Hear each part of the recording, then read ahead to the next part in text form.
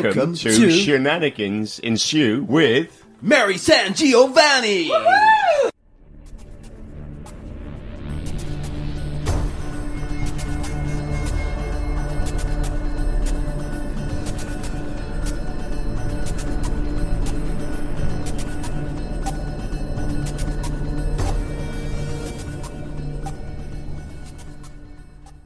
Hi folks, welcome back to Cosmic Shenanigans. I'm Mary SanGiovanni, up to shenanigans once again of cosmic proportions. This week, we are going to talk about a Lovecraftian tale by Clark Ashton Smith called UBBO SATHLA. Now, it's very clearly part of the Lovecraftian myth. It appeared in Weird Tales in 1933.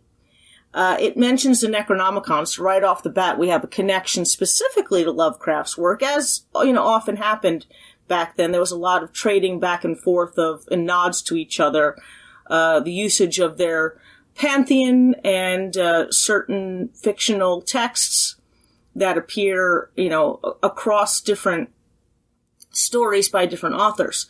Now, first we have an elder god. There's really no other way to describe him.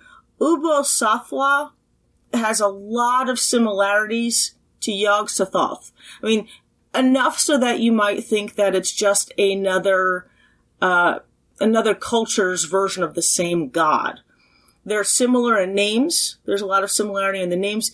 They're very much similar in their descriptions. They're both described as idiot gods. They're described as being formless and the source of everything at the sort of primal center of the universe. And they have similar purposes. They're gatekeepers for all of the matter and everything in between matter of the universe. So we have an elder god, which is sort of the all-seeing power. And I think we had talked about in the past how a lot of the elder gods, unlike the old ones, the elder gods have no real sense of good and evil, or I guess no real sense of right and wrong. They exist in a space above and beyond that, but that it would be like, pissing off a black hole or a storm, that they sort of exist as personifications, for lack of a better word, of extreme power, which is neither good nor evil, but which shouldn't really be trifled with in any way at all. We also have an ancient text. Now, this text was created by Clark Ashton Smith. It's called the Book of Ebon. It's also in other stories called Liber Ivanis and Livre d'Ibon. And it's first mentioned in The Door to Saturn by Clark Ashton Smith, but it is first quoted in this story, in UBBO SATHLA. The author of this supposed text is Ebon of Muthulan, an ancient country. Translations, of course, there's the Kishite version, the Punic version of 1600 BC, the Greek edition, the Latin, obviously, in the 10th to 11th century, and the French in the 13th century. This book appears in a number of Lovecraft stories: The Haunter of the Dark, The Dreams in the Witch House, The Horror in the Museum, and The Shadow Out of Time, as well as The Man of Stone, which was a collaboration that he did with Hazel Heald. And Smith himself presents his story, The Coming of the White Worm, as chapter 9 of the Book of Ebon. Now, this book is important because I find the usage of texts, although perhaps maybe overdone nowadays in horror, to be kind of a fun aspect of Lovecraftian and cosmic horror. This idea that the sum total of human knowledge, the sum total of human power exists in these texts, because it's really the only time where human beings are attributed any kind of power or any kind of influence over any of these forces of the universe and beyond. So I always find it fascinating to see how they develop these texts and what these texts supposedly contain, because, as I said, it's our only real connection to godhood in any way, to leveling the playing field by any stretch of the imagination against these entities which are above and beyond us. Now, this story has also the quest for forbidden knowledge. This is, I think, a regular theme of any kind of Lovecraftian story where you have somebody who's maybe a little bit socially on the outside, but incredibly intelligent, interested in history, mythology, anthropology, folklore, literature to an extent, but ultimately is interested in occult knowledge and the pursuit of knowledge that goes beyond what we normally have access to. And in this case, the wizard of note, okay, the main character of this story believes that, or has learned that, this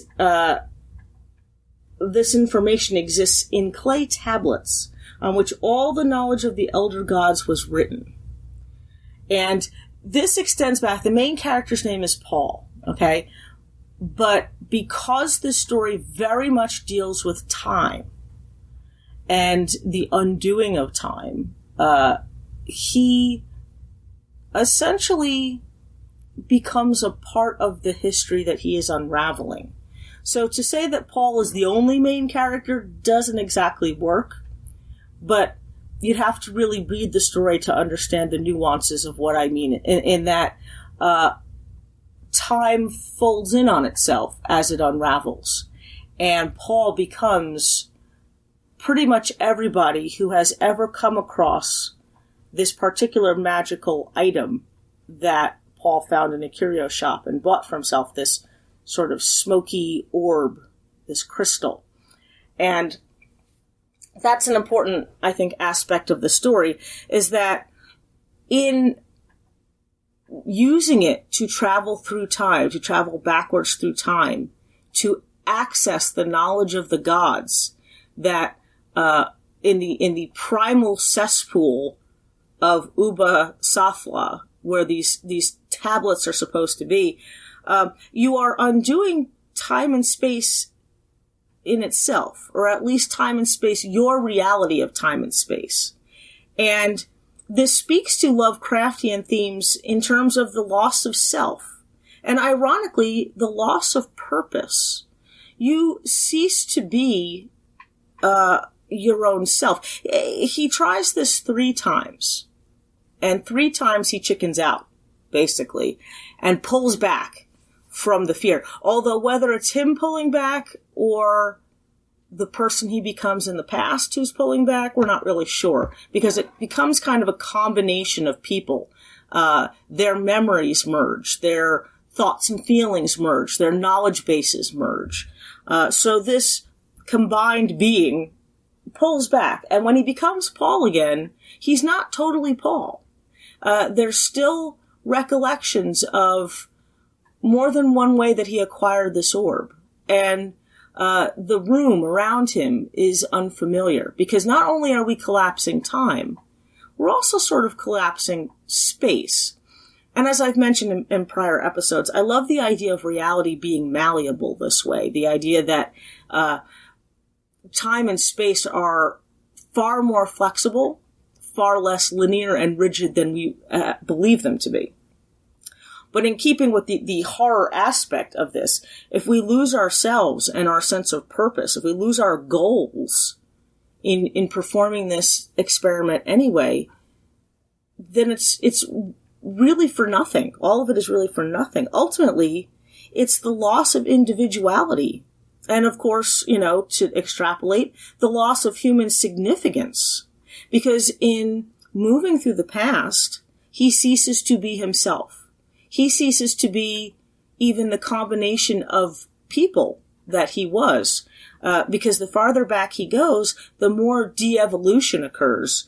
And we see that this object, this orb, has been around clearly for a long time and is passed through generations of people, generations and millions of years of generations, back to before people even existed, back to before the dinosaurs, before whatever moved in the sea was multicellular, back to it being single-celled creatures, and ultimately all the way back to the beginning, to this primal ooze, where the beginning of creation was.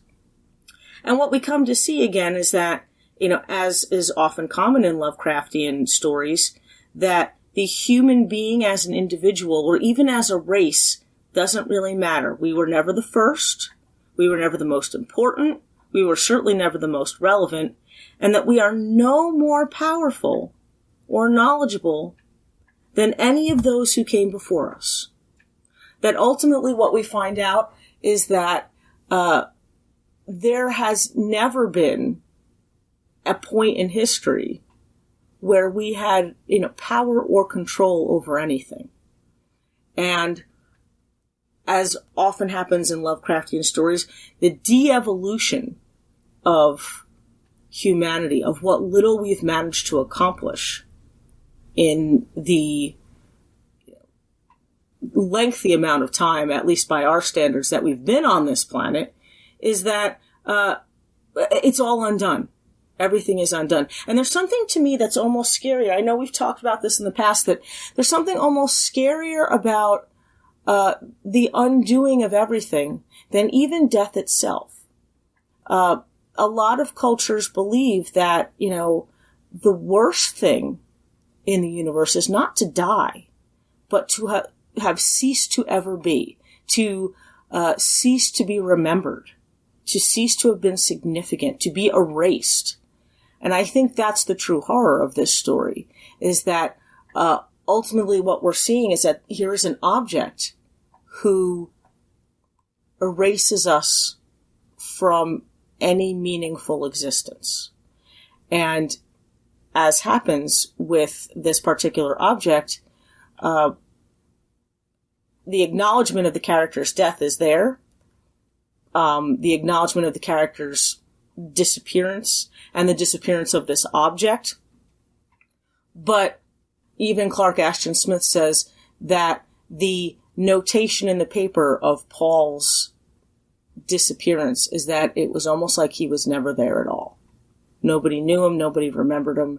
And to me, I think that's one of the true horrors in this story, is the loss of significance even in our own time and place. Even where we can reframe and redefine what is meaningful and what is significant on a microcosm, in compared to the universe. That idea that we matter to each other, to have mattered to no one, to the point where no one will remember that you ever were, let alone are no longer. To me, that's the true scariness of this particular story. So that's it for this week. If you enjoyed listening to this episode, you may enjoy listening to other episodes, past, present, and future. You can find Cosmic Shenanigans on the Project Entertainment Network and on iTunes, Spotify, Stitcher, iHeartRadio, and pretty much any other place where podcasts are, where they exist in the universe. You can find us. I would like to point out that our engineer, Dave Thomas, is still struggling with some health issues. Please consider donating to his GoFundMe. You can find it if you go to the GoFundMe. If you just put in Dave Thomas, he shows up right away. He's the first one. There's a little picture of his ice bat that you can and you can click on and donate to his GoFundMe to help with his medical costs. We would really appreciate it. The elder gods would appreciate it. The old ones would appreciate it. All of us, past, present, and future, appreciate it. So thank you, and I will see you next week. Bye. The Unsupervised Podcast. Who likes a good old spanking? I felt it. You need to move your lips more. Your weekly distraction from all of the stress. You gotta shoot your shot. I guarantee you these are all white children. What are you sniffing a panda ass for? I would smell it. They're so cute. We're kind of like the Seinfeld of podcast. Not really about anything, but we're going to make you laugh and hopefully entertain you for a little while. It's called like a chicken McGangbang. It's like a... Whoa. I get tranquilized, but I'm still moving. It's like a freaking circus. I love it. Thursdays exclusively on Project Entertainment Network.